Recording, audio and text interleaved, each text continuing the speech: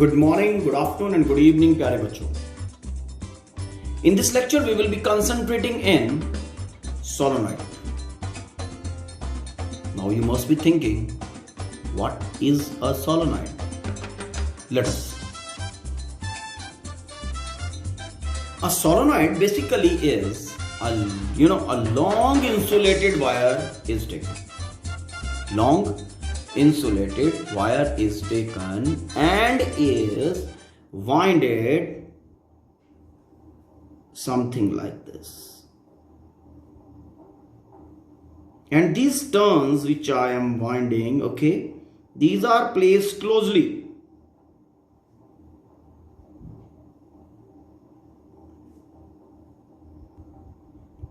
Wire insulated, okay, winded around a cylindrical core,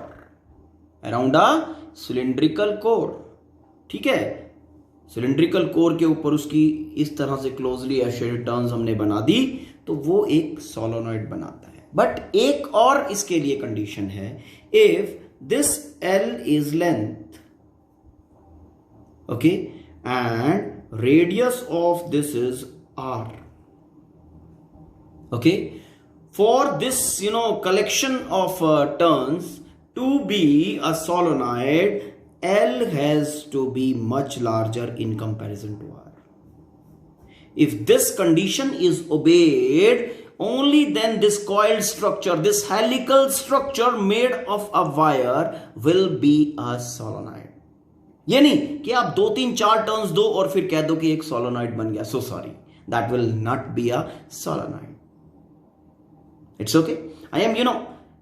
We will be making the current to flow through it, और उसके बाद magnetic field study करते हैं, ठीक. Then you will come to know about the reality of the solenoid, ठीक. Let us see. Now these are the two situations, ठीक है. अब किस केस में आप इसको सोलोनॉइड कहोगे, किस में नहीं कहोगे, ठीक है ना. ये देखो यहां पे लेंथ, अब ये कंडीशन बना कैसे है वो देख लो. L और ये आपका रेडियस R. हमने कंडीशन दिया था L much larger in comparison to R, तब हम उसको सोलोनॉइड कहेंगे, ठीक है.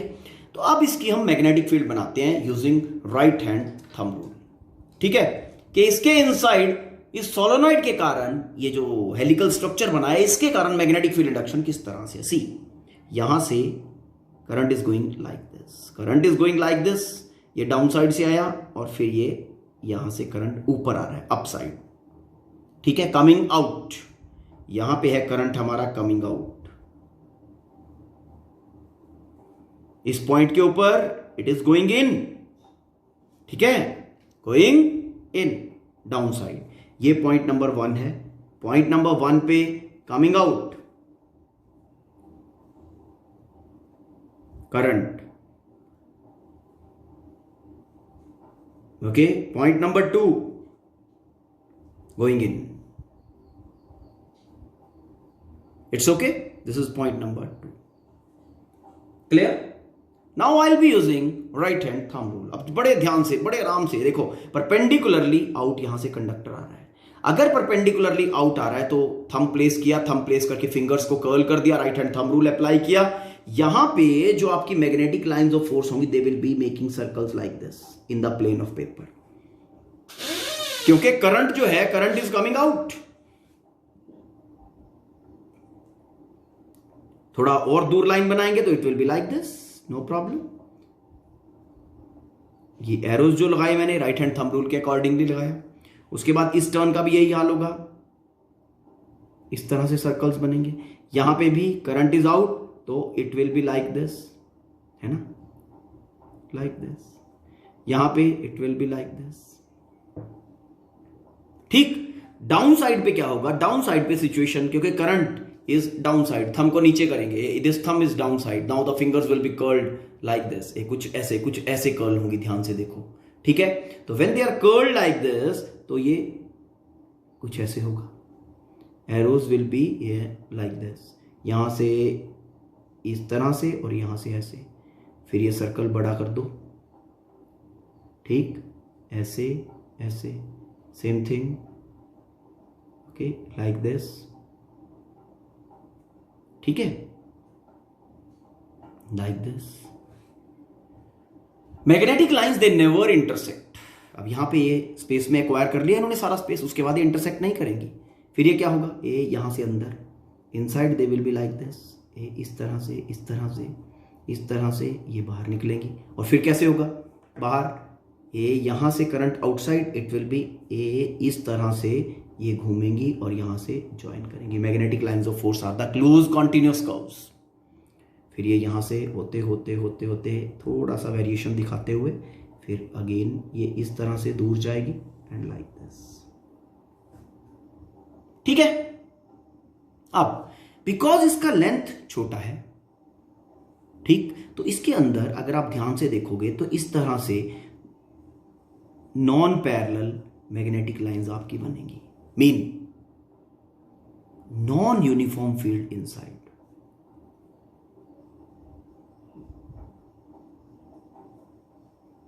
Non uniform magnetic field inside. It's clear? ठीक है, non uniform magnetic field inside. Done है। अब हमने इसका लेंथ बड़ा कर दिया। ठीक, जब हमने इसका लेंथ बड़ा कर दिया तो लेंथ बड़ा होने के कारण व्हाट विल बी हैपनिंग, इसके जैसे जैसे ये यहां पे तो फ्रिंजिंग मिले, यहां पे तो आपको वेरिएशन मिलेगा नियर द सरफेस, इसी तरह से जैसे ऐसे होगा। ठीक है, यहां पे भी ऐसे ही होगा, वेरिएशन मिलेगा सरफेस के नियर। लेकिन जैसे जैसे आप अंदर आओगे inside, the lines will be parallel, lines will be parallel, lines will be parallel. और outside the solenoid the thing will be something like this कि they will be much far, दूर दूर से घूम के आएंगी ना, ये दूर से घूम के आएगी इस तरह से। जितना लॉन्ग यहां पे जाएगी उतना आउटसाइड दूर से आएगी ना। ओके, नाउ इसके अंदर जो सेंटर एक्सिस है उसके नजदीक मैग्नेटिक फील्ड जो होगा that will be uniform centre के पास। ठीक है, inside solenoid, inside solenoid magnetic field is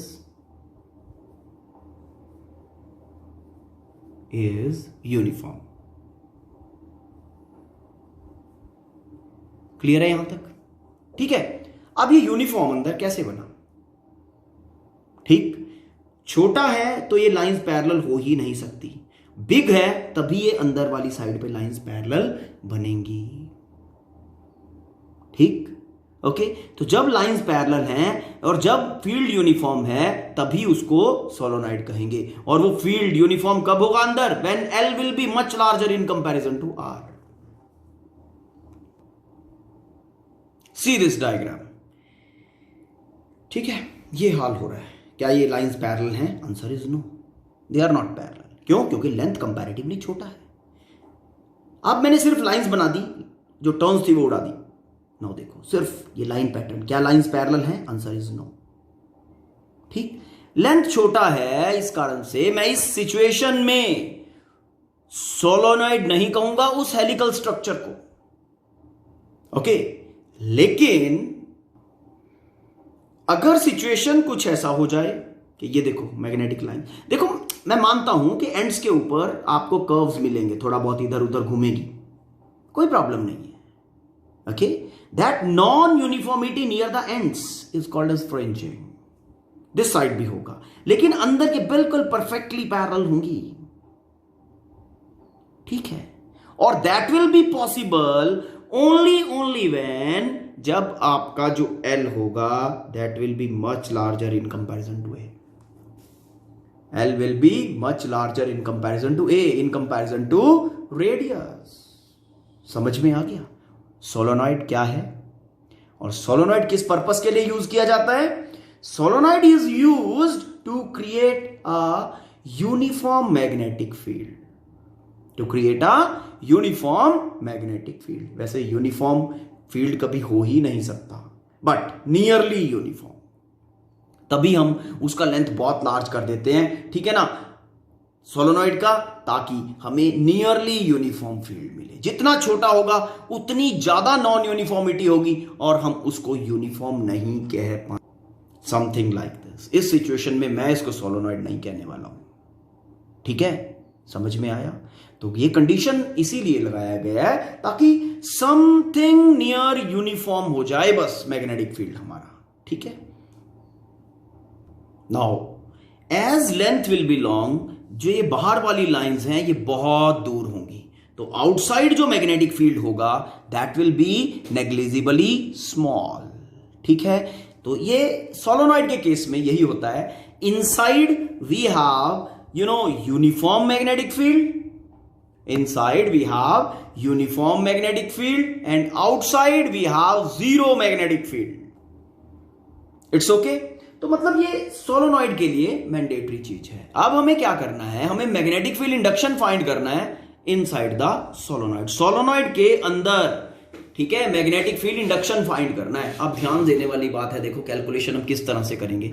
अगर किसी एक भी पॉइंट के ऊपर मैं मैग्नेटिक फील्ड इंडक्शन फाइंड कर लेता हूं, अभी मैंने बताया कि इसके अंदर सोलोनॉइड के अंदर फील्ड यूनिफॉर्म है, तो what ever will be the magnetic field induction at this point, that same will be the magnetic field induction at this point, that same will be at this point inside.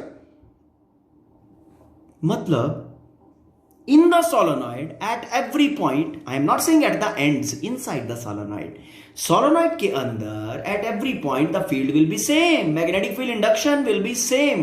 तो मैं क्या करूंगा, किसी एक point पे निकाल लूं, ठीक है ना, या फिर कहीं भी किसी पर्टिकुलर पार्ट पे निकाल लेते हैं एंड जनरलाइज कर देंगे उसको, ठीक है। तो let us see how. Okay, let we are given with a solenoid having length L and radius R, और area of cross section you can say A, fine, ठीक है। लेट नंबर ऑफ टर्न्स पर unit length be small n, ठीक। अब क्या करेंगे, एक, क्योंकि ये सिंगल कंडक्टर तो नहीं है, स्प्रेड है, कंडक्टर फैले हुए हैं, तो क्या करेंगे, एम्पियर सर्किट लॉ ही अप्लाई होगा मैग्नेटिक फील्ड इंडक्शन के लिए। मैंने क्या किया, इसके हिसाब से, ठीक है, एक स्क्वायर लूप बनाया, okay, each side L, draw a imaginary Amperian loop, square loop having each side L, capital L, ये वाला, ठीक। अब क्या करना है, अब इसके अंदर magnetic field induction, magnetic field lines कैसे होंगी, ओके, मैग्नेटिक फील्ड इंडक्शन के डायरेक्शंस कैसे होंगे उसका आइडिया लगा लेते हैं, ठीक है। नाउ देखो, ये वायर यहां से गया, यहां से बाहर आ रहा है और ये घूम के फिर अंदर, मतलब यहां पे इस पॉइंट के ऊपर मेरी जो करंट है दैट इज आउट, और जो बॉटम पॉइंट है उस पे करंट इन है। तो जितने भी ये बॉटम पॉइंट हैं सब पे करंट इन होगा, और ये टॉप पॉइंट जितने भी हैं यहां पे उन सब पे करंट आउट होगा। उसके हिसाब से अब ध्यान देने की बात है, हम वैसे तो घूमेगा इसके हिसाब से, आई आउट के हिसाब से बात कर रहा हूं, ऐसे फिंगर्स घूमेगी।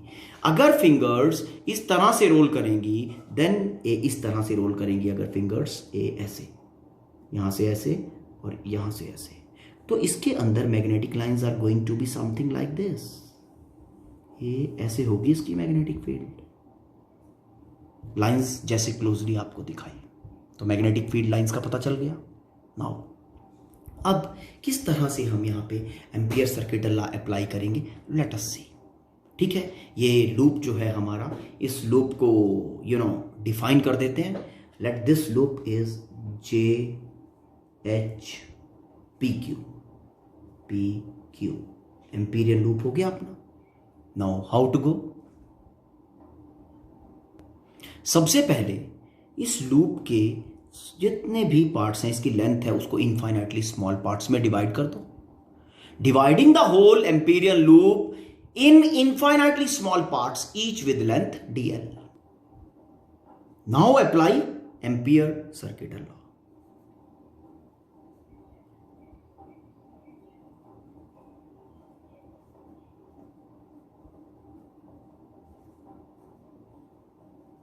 अप्लाइंग एम्पियर सर्किटल लॉ, कर दे अप्लाई, देखो क्या बनेगा, close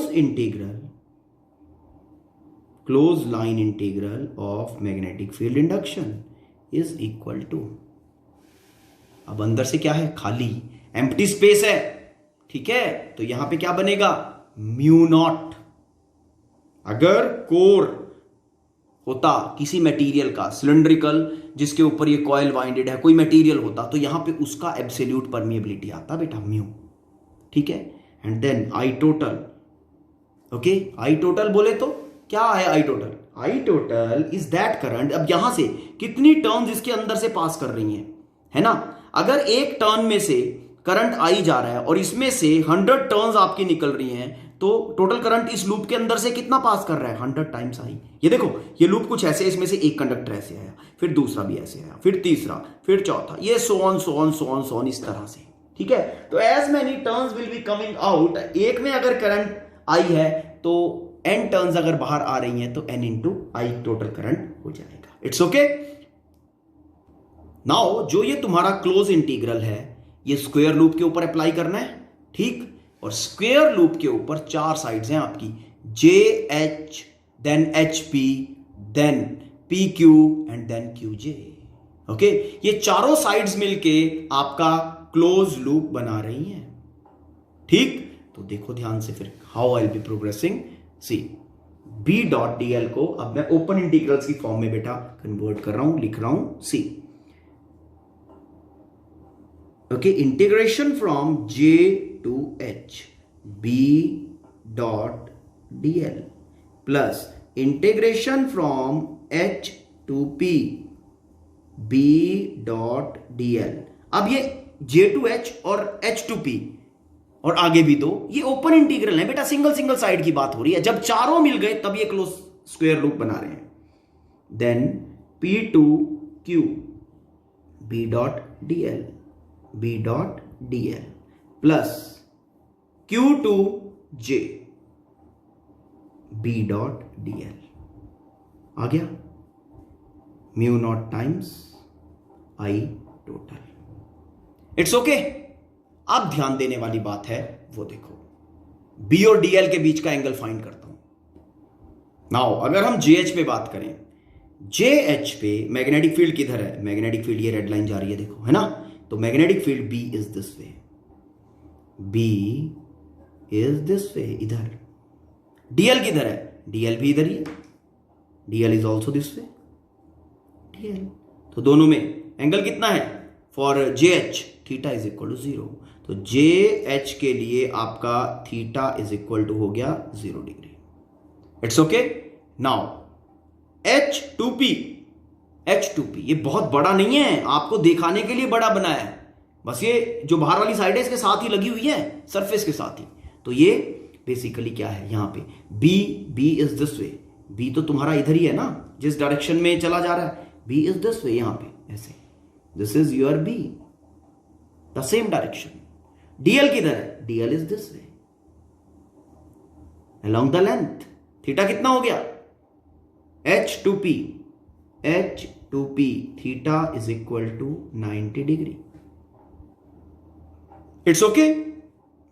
P to Q, this side is lying outside. P to Q outside the solenoid, magnetic field induction will be 0. अभी बताया था ना, ओके। तो P to Q B is equal to 0 हो गया, B is equal to 0. Q to J, Q to J क्या है? Magnetic field induction, this way, इसी डायरेक्शन में। और DL किधर है? Q to J down side along the line। Theta कितना हो गया? 90। Q to J theta is equal to 90 degree. अब इस सिचुएशन को मैं अप्लाई करता हूं on ampere circuit, last statement. Now J to H theta is equal to 0 degree, H to P theta is equal to 90 degree, P to Q B is equal to 0, okay. Q to J theta is equal to 90 degree. अब ध्यान देने वाली बात है, dot product जहां पे angle 90 degree होता है, ये क्या बनेगा? बी डी एल कॉस 90 0, ठीक है, कॉस 90 0। दे 90 वाला भी B D L cos 90 0।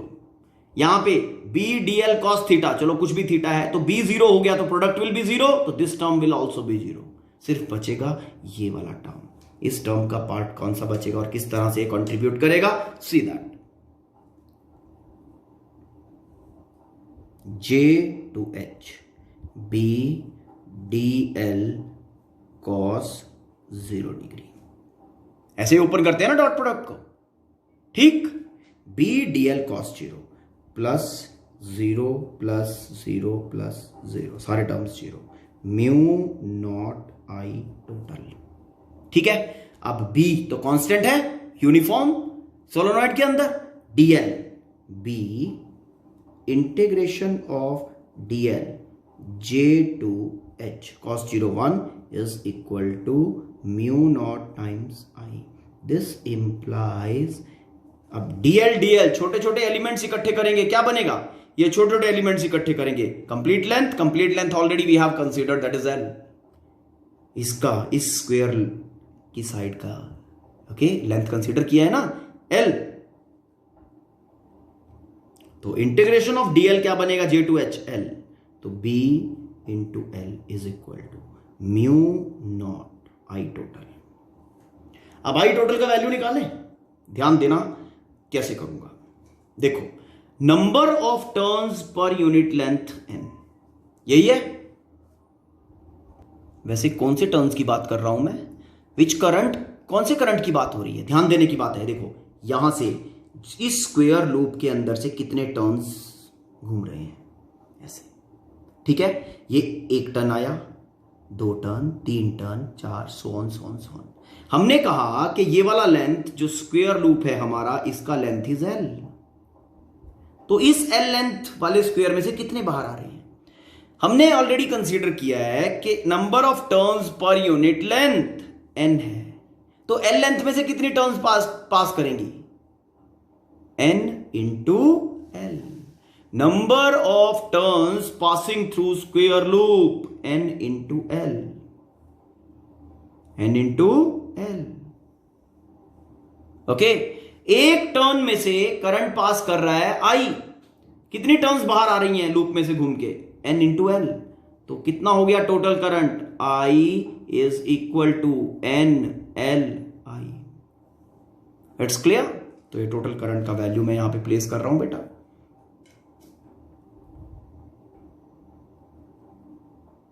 l I। It's clear. अब ध्यान देने वाली बात है, l के साथ l कैंसिल हुआ और b जो आ गया वो आ गया mu naught n I current. देखो लेंथ ऑफ द सोलोनॉइड पे डिपेंड ही नहीं कर रहा है।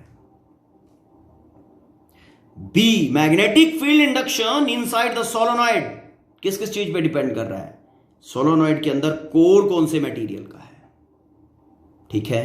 अभी हमने एयर कंसीडर किया है तो हमने एयर डाल दिया।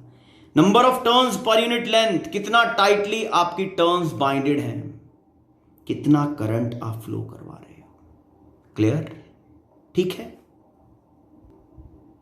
ये हमने एक सिलिंड्रिकल कोर लिया, ठीक है, क्या लिया, cylindrical core,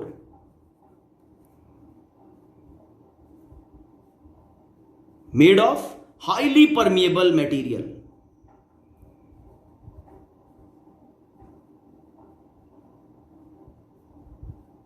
highly permeable material, ठीक है।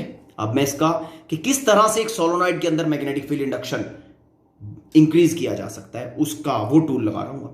अब ध्यान देने वाली बात है, इसके ऊपर कुछ इस तरह से टर्न्स आर बाइंडेड, ए इस तरह से बाइंडेड है, it's okay, current is flowing like this. अब इसके अंदर मैग्नेटिक फील्ड इंडक्शन कितना होगा, magnetic field induction will be B is equal to mu n I, ठीक। म्यू डाला मैंने, mu is absolute permeability of this medium, जो ये कोर है ये यूज किया। अब मैं इसको रिलेटिव परमिएबिलिटी की फॉर्म में डाल देता हूं, relative permeability is equal to absolute permeability of the medium with respect to absolute permeability of the empty space.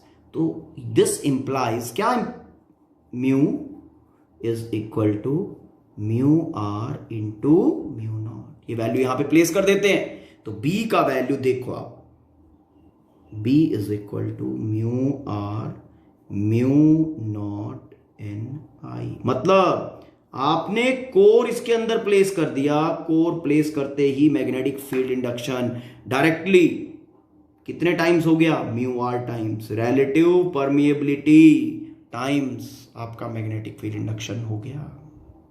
समझ में आया?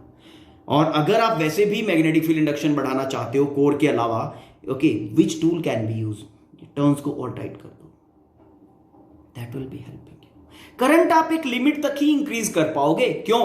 क्योंकि कंडक्टर जो वायर्स है इनका अपना कुछ रेजिस्टेंस होता है। जब आप इसमें से करंट पास करवाओगे, करंट पास करवाने के कारण हीट प्रोड्यूस होने लग जाएगा। कितना हीट प्रोड्यूस होता है?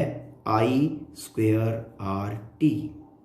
Are is the resistance, okay, इतना हीट प्रोड्यूस होगा। हीट प्रोड्यूस होगा तो गर्म करेगा, टेम्परेचर बढ़ गया तो रेजिस्टेंस चेंज हो जाएगा, करंट चेंज कर जाएगा, है ना। तो इस तरह से प्रॉब्लम्स आनी शुरू हो जाएंगी। तो current can be increased to increase magnetic field induction to a certain particular limit. We can't go beyond the limit. Okay, hope you have understood the thing. Go through the content, and if still there is any kind of confusion, let me know about. Okay, thank you, have a nice day.